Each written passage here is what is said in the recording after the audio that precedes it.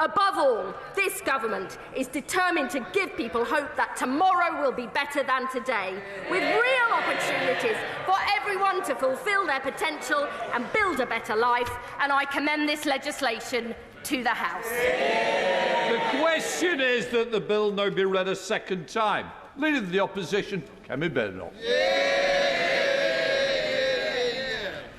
Mr. Speaker, we are staring down the barrel of a crisis that no serious government can ignore. The welfare system no longer works as it should. What was once a safety net has become a trap. A system designed to protect the most vulnerable is now encouraging dependency and dragging this country into deeper debt. Mr. Speaker, the welfare system is a crucial safety net for the poorest and the most vulnerable in our society. So I was quite surprised, Mr. Speaker, at the tone that the Secretary of State decided to take today. She thinks that she can stand there and get away with the fiction that all of this was caused by the last government. So let me refresh their memories, especially for those who were not here at the time. In 2010, we inherited 8% unemployment, and we brought it right down.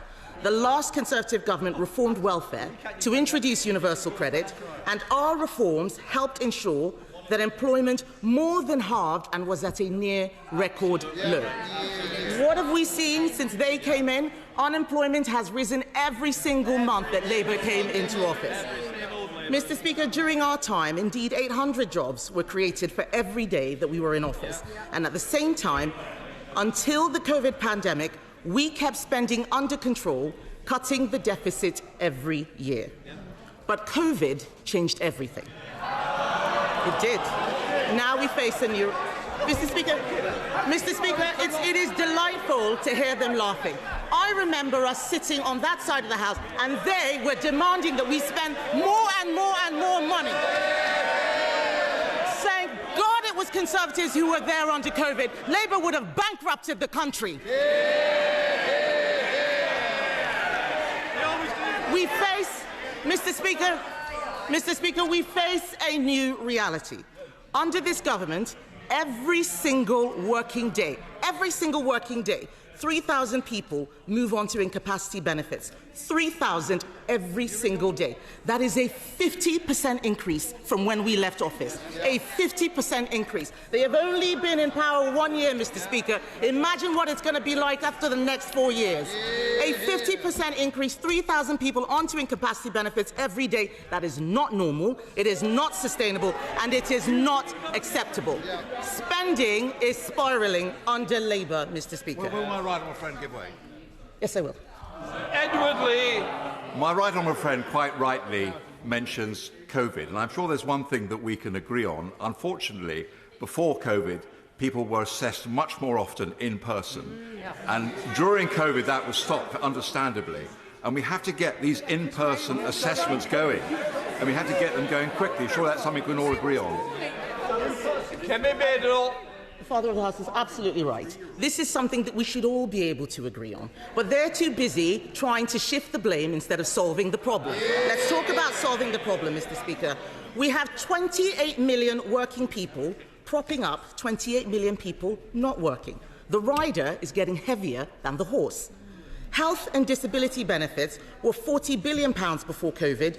By 2030, I'll give way in a moment, by 2030, on this government spending plans, they will hit £100 billion. I give way to the Right Honourable Lady. I thank the Right Honourable Lady. I wonder if she could help the House. When was it, during the 14 years when the Conservatives were in power, was the time when the benefit system worked well? Mr. Speaker, I will remind her of our inheritance. We took difficult... I will. In 2010, I said it before, I'll say it again, 8% unemployment down to 4%. Every single time Labour leaves office, they leave more people unemployed. The welfare system needs continual reform. We took difficult decisions and got universal credit through with so much opposition from them. We improved the system. That doesn't mean it can't be further improved, and we've offered to help. They don't want any help. They just want to make things worse. Mr. Speaker, by 2030, on this government spending plans, we will hit £100 billion on health and disability benefits alone.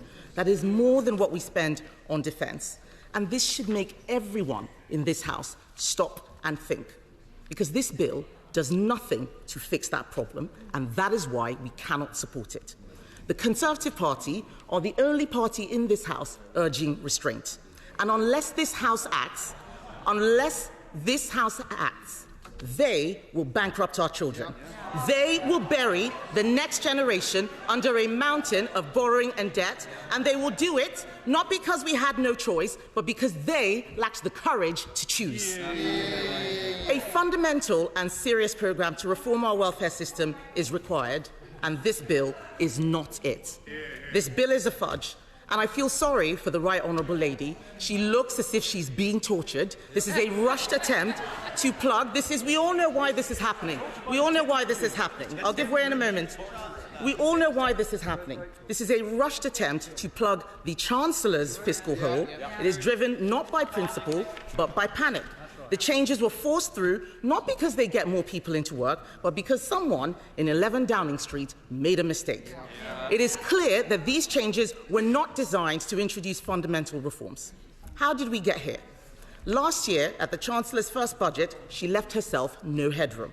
That same budget killed growth, meaning that unemployment has increased every month since Labour took office. This is a good time for me to remind the House again that every time Labour leave office, they do so with unemployment higher than when they came in. And they are doing it again. They are doing it again.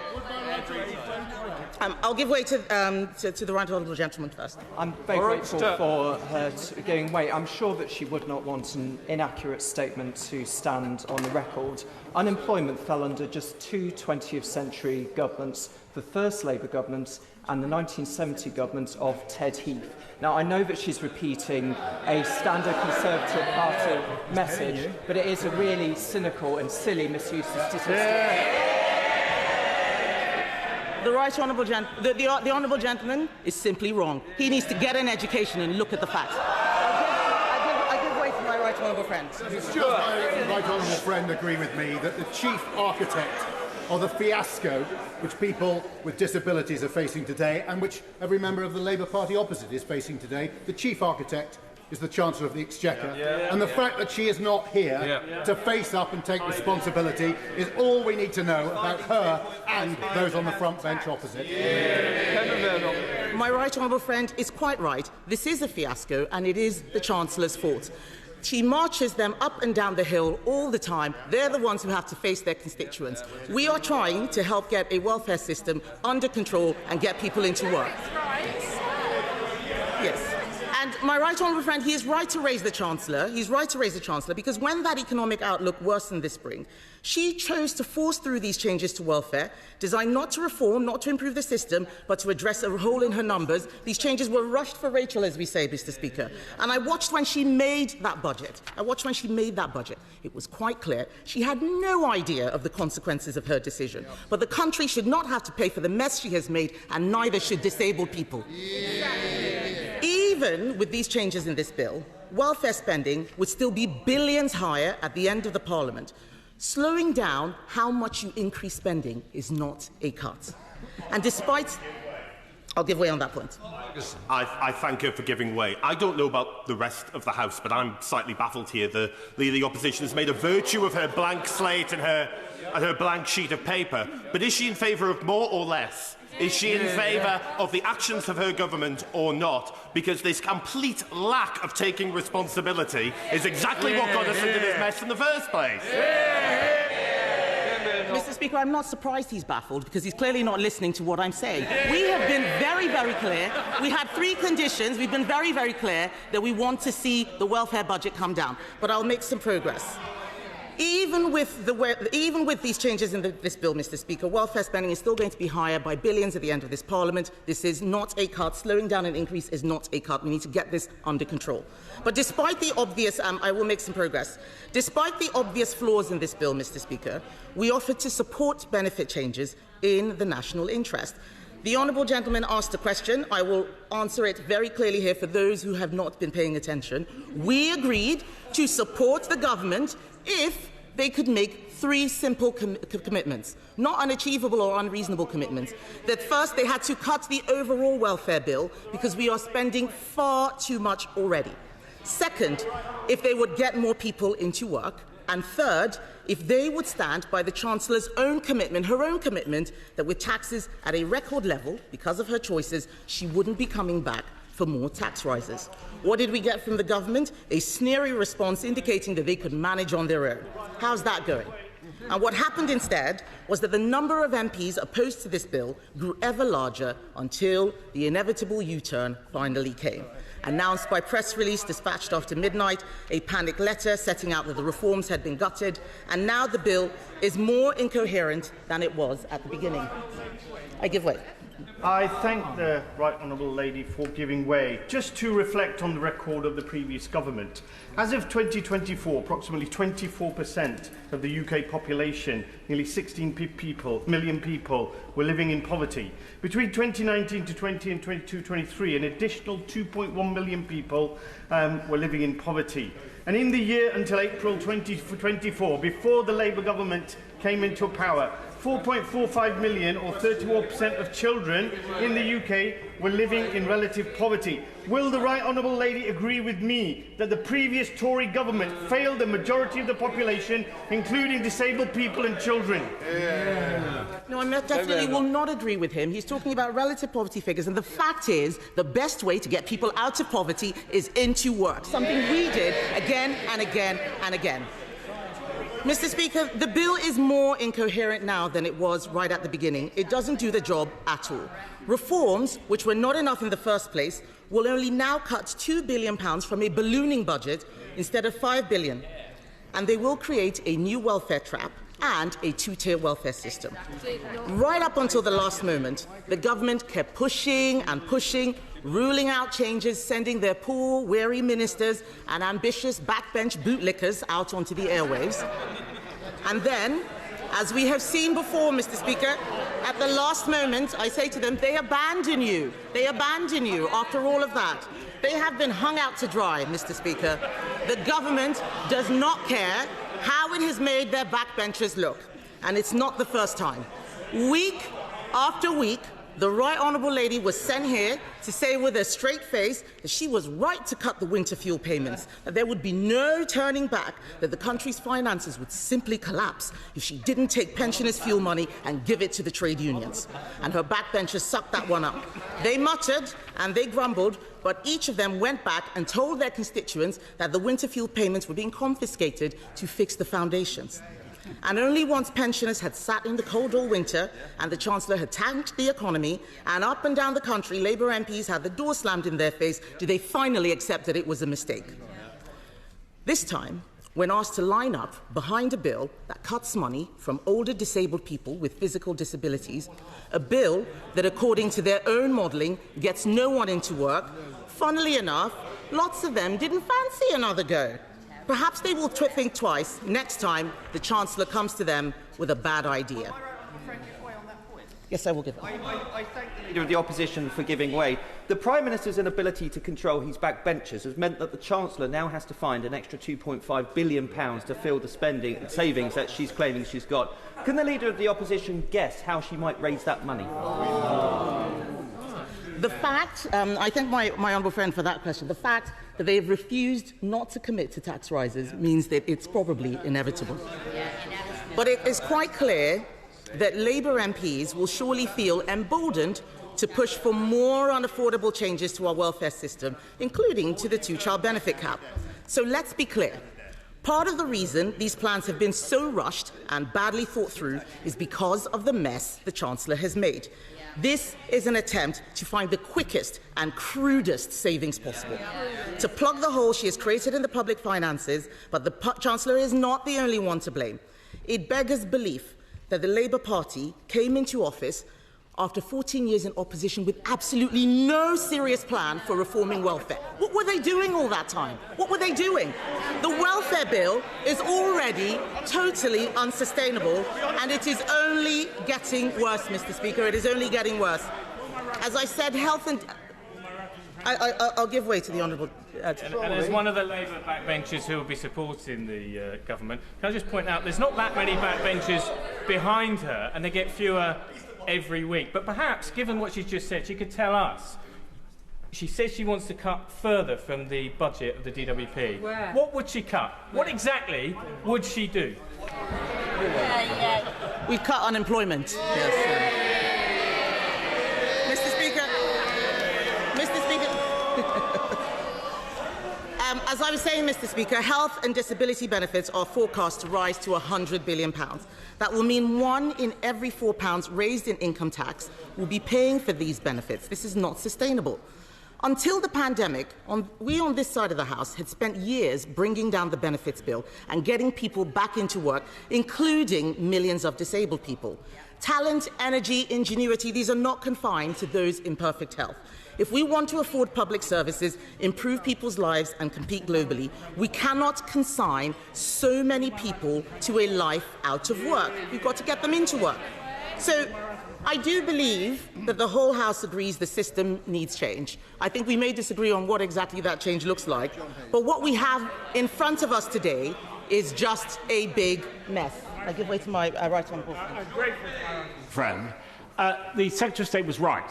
Welfare reform is tough, and governments tend to duck the issue, with notable exceptions like my friend for Shringford and Woodford. But if you are going to change welfare radically, you surely review the options and then decide which ones to take. By contrast, this government's decided on its option and is then going to review to think what it might have done. Surely that's not the right way to run welfare or any part of government. Spot on, John. My right honourable friend makes an excellent point. I have nothing further to add. He said it just as well as it possibly could have been said. So, Mr. Speaker, the whole House agreed that the system needs to change one way or another, but what we have in front of us today is a big mess. It's neither fish nor fowl. And because of their hasty concessions, we now have a two-tier benefit system, under which people already on benefits will be incentivised to keep them. And there are other issues. Why, for instance, should someone diagnosed with Parkinson's after November 2026 receive a lower payment than someone diagnosed a month prior? We need to fix a whole load of problems. For instance, we need to filter out people who are gaming the system. We need to redesign the system so that genuinely disabled people do not find it so Kafkaesque. And we need a fundamental rethink about who we can afford to support and why. 1 in 4 people in this country, Mr. Speaker, now self-report as disabled. This is an extraordinary state of affairs. We clearly cannot afford to support all of them. We should focus that support on those with the greatest need. Many people with disabilities live full and independent lives, contributing to society. Research published by the Centre for Social Justice last week shows that you could save up to £9 billion by restricting benefits for lower-level mental health challenges such as anxiety. So members opposite ask what we would change. That's one of the things we would change. And findings published by the Taxpayers Alliance today shows that people with conditions that include acne and food intolerance are getting benefits and getting entitlements like Motability. We already know that the impact assessments for this bill show that it will get no one into work. Those are not my impact assessments, those are their impact assessments, so the government should think again, and we will support them to do so. We support replacing remote or online assessments for claimants with face-to-face assessments. That simple change alone could dramatically reduce the number of new claimants. And before the last election, we outlined reforms that the new government rejected out of hand. Will the Secretary of State return to them? Because these changes we are discussing today are rushed and confused. And rather than the fundamental reforms which we so badly need, we have been presented with a botched package of changes, watered down and carved apart in the face of backbench pressure. There is no way we can back this. So instead of allowing her backbenchers to dictate her policy, the Secretary of State should go back to the drawing board, cut the overall bill, get people into work and eliminate the need for new tax rises. That's a programme that we will support in the national interest. Rachel Maskell.